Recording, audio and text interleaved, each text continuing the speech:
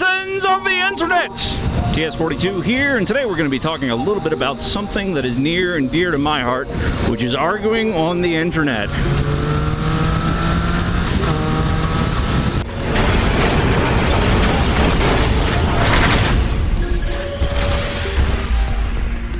The history of the internet can be traced back to 1958, when technologies were developed to enable programmers to communicate with mainframe systems without having to, put in punch cards or change out magnetic tapes. And this was added on in 1958 during the Cold War, when the U.S. discovered missiles in Cuba. And basically what they wanted to do was, the U.S. Department of Defense funded DARPA, I think, which created the ARPANET technology, which was, it was basically used to create a decentralized form of communication, so that in the event of a nuclear attack, which cuts out radio signals, they would still be able to communicate across the country. Now, the official birth of the internet doesn't come around until like 1983, which was when they switched from the, it was the NCP, Network Communication Protocol, to TCP/IP.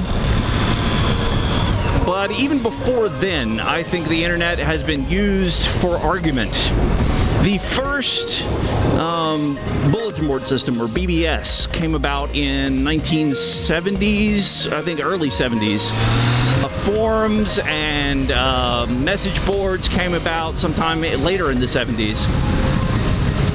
Now those things, ultimately were used for communication, and you gotta bet your ass there's some argument going on. So there's been arguments on the internet for fucking ever. And I think that communication on the internet has been the largest force of social change in our time, in that it enables us to break down barriers and see each other's. It exposes us to different ideas that we otherwise wouldn't be exposed to. It sometimes acts, without the internet, we will find ourselves trapped in an echo chamber where everybody seems to echo the same opinion, which you do kind of get that effect online, but it's not quite as amplified as it is without the internet.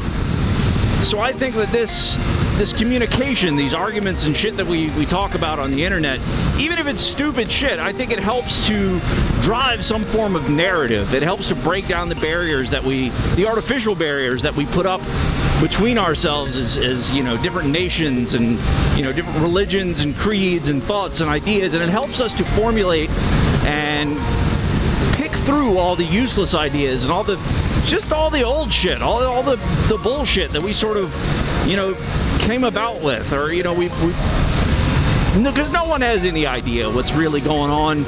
We are all just sort of making this shit up as we go, and ultimately, we're just a species living on a planet, and we're all over the fucking place. And, these governments and, borders and all those artificial barriers and shit, it's all stupid. It doesn't make any sense. It gives the government a hard time in hiding things, because there's a shared communication amongst all people.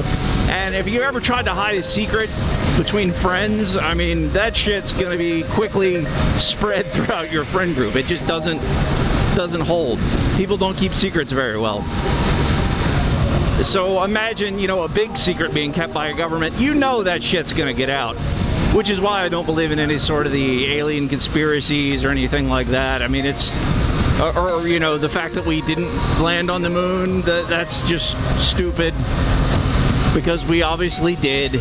If we didn't, and the whole thing was a hoax, that secret would be out, and that secret would be fucking big. So I think ultimately the internet is a force of good, and I think that arguing on the internet is also a force of good. There are trolls, there are bad stuff, there's a lot of bad shit floating around on the internet too, but ultimately I think the internet's a good thing, and I think it's something that we need to protect. I do think there's a centralized narrative that the internet seems to spout, and I don't think that the echo chamber effect that you experience without the internet is not experienced on the internet, because it most certainly is. If you look at communities like 9gag or Reddit or 4chan, but even still, I think it's a greater exposure to different ideas. I think it helps us to eliminate the bad ones. and it helps us to progress ourselves as a civilization, because I think ultimately we are going to be a global civilization. I'm not sure what it will take for us to get there, but we will get there eventually if we don't kill ourselves first. I also think the internet's a form of global democracy, or you know, it's low level, low functioning, but it's there. It's also a form of global consciousness, which is also low level and functioning, but it's there.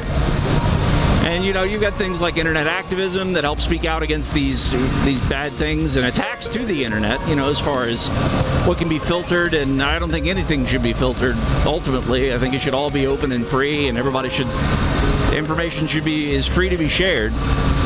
Well, that's all I've got for you today, guys. Let me know what you think in the comments. I appreciate you watching. I do apologize for the late release of this video. I had some camera issues that have since been fixed, and so vlog should be coming out once again on a regular schedule, or semi-regular schedule.